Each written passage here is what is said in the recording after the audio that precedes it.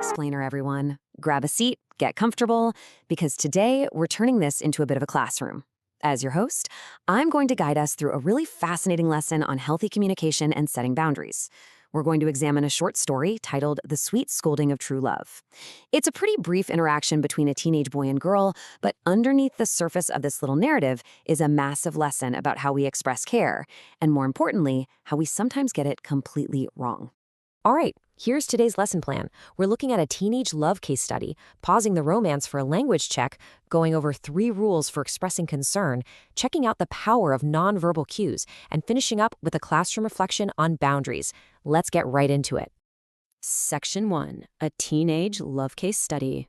Now, as we go through the story, I want you to pay really close attention to the dynamic between these two. Notice how the tone shifts and listen carefully to the words they choose. Our story starts innocently enough. A teenage boy runs into his friend, a girl he has feelings for. He notices something is a bit off and gently asks, "How are you, sweetheart?" And then, "Why? What happened?" It really starts from this place of genuine, soft concern, you know? So the girl responds with her predicament. She says, "Not good. I have so much cold. I can't breathe properly." She's vulnerable here, right? She's sick, she's sniffling, and she admits that she actually ate ice cream the night before, even though it's the rainy season. Just a tiny mistake, but she is clearly feeling the physical consequences of it right now. But watch what happens next. The energy completely flips. That soft concern we literally just saw a moment ago, gone, vanished. It's instantly replaced by this extreme panic and honestly pure anger over this ice cream revelation. His worry is morphing into something else entirely. He totally explodes. He goes, "Are you mad? I had told you not to eat ice cream in this rainy season, but are you crazy?" Notice the intense punctuation from the source text there. All those question marks. He isn't just asking a simple question. He is harshly scolding her. His worry for her health is coming out as straight-up aggression. And he doesn't stop there either. He escalates it even further. He says, "Look into my eyes. What the hell you think you are? Don't you've brain? You aren't kid? Can't you just take care of yourself? You stupid idiot." I mean, wow. He is hurling severe insults at her.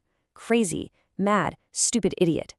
It's this whole barrage of verbal attacks, all disguised as him simply caring about her having a cold. So, how does the girl react to being called a stupid idiot? You'd think she'd be defensive or hurt, right? Nope. Instead, she responds with this incredibly soft, forgiving physical reaction. She actually looks at him with this misguided affection. She's smiling at him. And here is the truly wild part of our case study. She tells him, "I just loved it whenever you scold me. That's why I ate ice cream, so that you'll scold me more and more." Let that sink in for a second. She purposefully made herself sick just so he would yell at her. Why? Because she interprets his harsh, aggressive scolding as a sign of true love. She speaks with this really earnest, soft tone, completely believing that his toxic behavior is romantic. And his reply? "You stupid idiot, I love you, too." Section 2. Pausing the romance for a language check. Okay, class, cue the record scratch. We need to pause the romance right here and critically analyze the language we just heard. Now, what's really interesting about this is how we have to separate the boy's toxic delivery from his hidden, underlying intent. On one hand, you've got his actual words. "You stupid idiot, what the hell you think you are you mad?" This is aggressive, insulting language. But on the other hand, what did he actually mean? He meant, "I am worried about your cold." His genuine intention to care was completely eclipsed by his total inability to communicate it in a healthy way. Section 3. 3 rules for expressing concern. So let's turn this communication failure into some actionable rules for our classroom. Rule number 1. Skip the name calling. You just can't show love by calling someone a stupid idiot or crazy. It instantly puts them on the defensive. Rule number 2. Focus on the issue, not the person. The issue was eating ice cream in the rain, right? But instead of focusing on that, the boy attacked her character, asking, "Don't you've brain?" Address the action, not their intelligence. And rule number 3. Express worry, not anger. Let your vulnerability show. Say, "I was so scared when you got sick," instead of yelling out of frustration. This is exactly how we establish healthy communication boundaries. Let's move to section 4 and see how this builds. The power of nonverbal cues.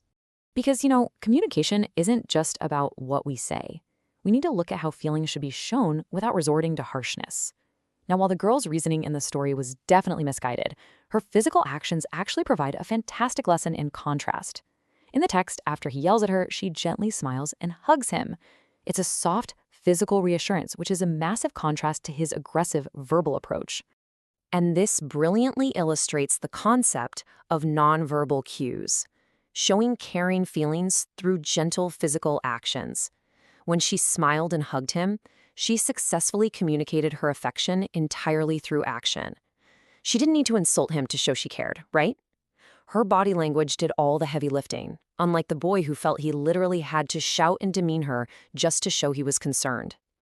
Which brings us to Section 5, a classroom reflection on boundaries. All right, we've completely deconstructed the story, and now it's time to evaluate this in the context of our own lives. Think about this stark contrast we just looked at, a boy yelling insults out of panic, and a girl smiling softly, genuinely believing that being berated is a sweet sign of true love. It perfectly captures the romanticization of toxic behavior. I mean, she literally made herself sick just to receive his harsh words.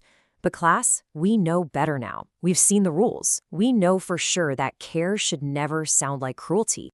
So what does this all mean for us? It leaves us with this final, incredibly vital question to reflect on. Does someone really need to scold you and call you an idiot to prove they care? The answer, unequivocally, is absolutely not. No way. I really urge all of you to rethink any media, or any relationship for that matter, that tries to sell you these sweet scoldings as romance. Demand healthier communication. Express your worry without anger, skip the name-calling, and always remember that true love speaks with respect, not insults. All right, class dismissed. Thank you so much for joining me on this explainer, and I'll catch you next time.